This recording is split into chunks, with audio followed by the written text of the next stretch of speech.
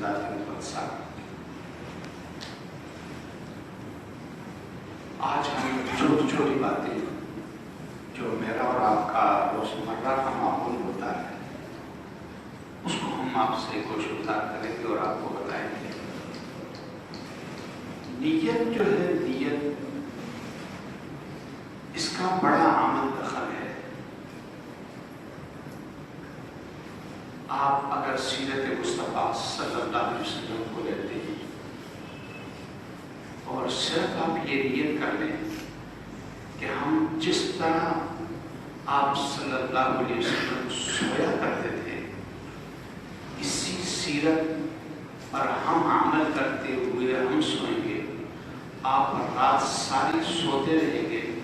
یعنی کہ رات سے لے کر صبح تک یہ آپ کا سونا عبادت میں لکھ دیا جائے گا۔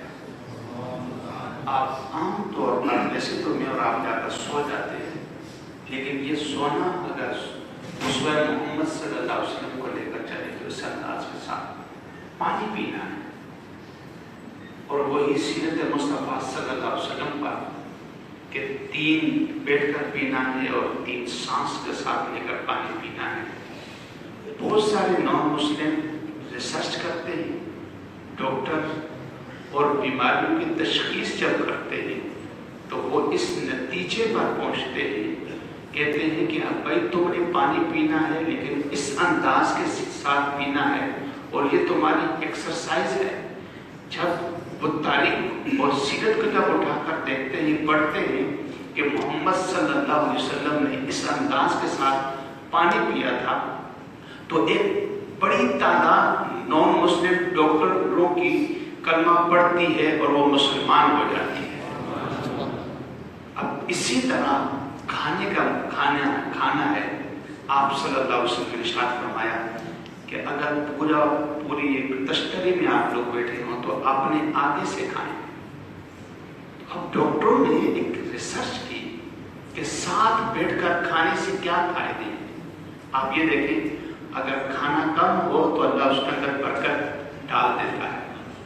نمبر 1۔ نمبر 2 یہ ہے کہ میں ہوں، مجھے بھوک کم لگی ہے، لیکن جیسے ہی ہم 5-10 لوگ ایک برتن میں بیٹھ کر کھا رہے ہوں گے تو اس انسان کو پھر بھوک زیادہ لگنے لگ جاتی ہے۔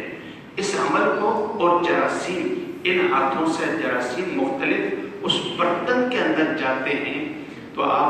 وہ ڈاکٹر کہتا ہے کہ جب ہم نے اس ریسرچ کو کیا تو ہم اس نتیجے پر پہنچے کہ تمام جراثیم اس انداز کے ساتھ آتے ہیں۔ اگر کوئی بیمار ہوتا ہے، اللہ اس مسلمان کے اس جراثیم کے وسیلہ سے اللہ اس کو شفا یابی عطا فرما دیتا ہے۔ اور جب یہ عمل نان مسلم ڈاکٹر جب دیکھتا ہے، پڑھتا ہے، تو وہ بھی کلمہ پڑھ کر مسلمان ہو جاتا ہے۔ پھر میں ایک واقعہ پڑھ رہا تھا کہ رات کو آپ یہ دیکھتے ہیں، اب تو اس دور میں تو نہیں ہے، لیکن ہماری مائیں بہنیں جو دیہات میں رہنے والے لوگ ہیں، تو یہاں تو دیہات کا تصور ہی نہیں، روشنیوں کا شہر ہے، کہ برتن کو ڈھانپ دینا چاہیے۔ اس کی کیا وجوہات؟ کچھ دن پہلے میں نے سوشل میڈیا پر یہ دیکھا تھا کہ ایک آدمی ہے، آپ کو پتہ نہیں واللہ عالم صحیح تھا یا جھوٹ تھا، لیکن بات ہمیں بڑی اچھی لگی کہ اس نے کھانا رات کو رکھا اور اوپر سے اس کو ڈھانپا نہیں۔ صبح جب دیکھتے ہیں وہ کھاتے ہیں تو 5-6 لوگ وہ دنیا سے چلے جاتے ہیں۔ تشخیص کی گئی تو بعد میں پتہ چلا کہ کوئی جانور، موذی جانور اس کے اندر داخل ہوا اور وہ اپنے جراثیم چھوڑ گیا، اور یہ انسان اس دنیا سے چلے گئے۔ اور آپ صلی اللہ علیہ وسلم نے ارشاد فرمایا کہ تمام انسانوں کو، مسلمانوں کو نہیں، تمام انسانوں کو آپ صلی اللہ علیہ وسلم نے ارشاد فرمایا کہ جب رات کو سونے سے پہلے برتنوں کو ڈھانپ دیا کریں تاکہ تمہیں کوئی موذی جانور نقصان نہ پہنچائے۔ اگر یہ انداز میرا اور آپ کا ہو جائے، پھر جب آپ مسجد میں داخل ہوتے ہیں، گھر میں داخل ہوتے ہیں، تو کون سا پاؤں پہلے رکھنا چاہیے، کون سا بعد میں رکھنا چاہیے،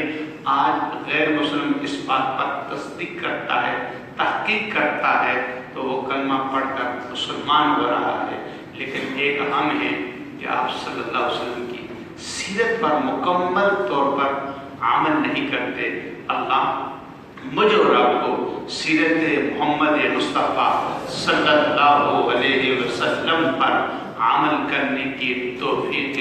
رفیق عطا فرمائے۔ معزز سامعین، انشاءاللہ آج رات آپ کی اس جامع مسجد بنیادی میں نماز تراویح کے معنی بعد تھوڑا سا وقفہ دیں گے، 5 یا 7 منٹ کا، جس میں آپ آرام سے سکون کے ساتھ بیٹھ جائیں۔ اس کے بعد صلاۃ التسبیح کی جماعت کروائی جائے گی، اور یہ اعلان مستقل طور پر کیا جا رہا ہے۔ آپ صلی اللہ علیہ وسلم نے اپنے چچا کو اس کی تلقین کروائی تھی، تو میرا ایک اندازہ ہے جو میں پڑھتا ہوں 20 سے 25 منٹ لگیں گے، اور یہ زندگی میں یہ مہنگا سودا نہیں ہے بلکہ سستا ہے۔ آپ اگر تشریف لائیں گے، آپ خود بھی آئیے، اپنے بچوں کے ہمراہ آئیے، اور جب ہم سب مل کر یہ صلاۃ التسبیح کی نماز پڑھیں گے، اس کے بعد اجتماعی دعا ہوگی، اللہ مجھے اور آپ کو ان نیک اعمال پر عمل کرنے کی توفیق عطا فرمائے۔ اور کل جمعہ ہے، جمعے کی جو رات آئے گی افطاری کے لیے، تو میری آپ سب سے گزارش ہے، آپ خود بھی اپنے دوستوں کے ہمراہ، یہ آپ کی سب کی مسجد ہے، آپ سب آئیں، مغرب کے بعد افطاری کے وقت آپ آئیے، آپ کے لیے یہاں پر بہت وسیع پیمانے پر لنگر کا اہتمام ہے، آپ تشریف لائیں گے، ہم آپ کے منتظر ہوں گے۔ اللہ آپ کو خوبصورت زندگی عطا فرمائے، آمین۔ اللہم صلی وسلم علی سیدنا